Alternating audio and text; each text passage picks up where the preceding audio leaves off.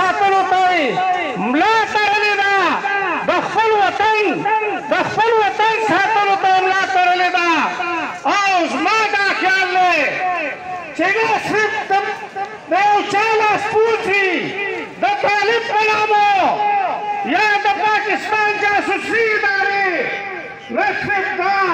چې د دنیا قوتونه ورسره شي په دا پښتون ولس کې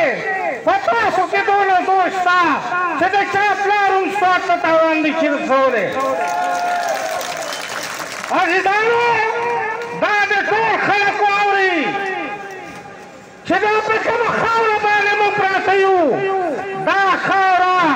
دا موږ ته چا په خیرات او زکات کې نه ده راکړې دا خاوره زما نیکونو نه ماته پاتې ده